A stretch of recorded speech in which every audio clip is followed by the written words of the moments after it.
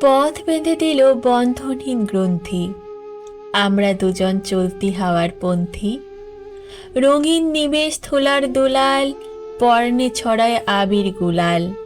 ওড়না ওড়ায় বর্ষার মেঘে দিগঙ্গনা নৃত্য। হঠাৎ আলোর ঝলকানি লেগে ঝলমল করে চিত্ত।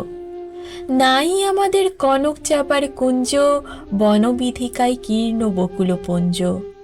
হঠাৎ কখন সন্ধ্যাবেলায় নাম হারা ফুল গন্ধ এলায়।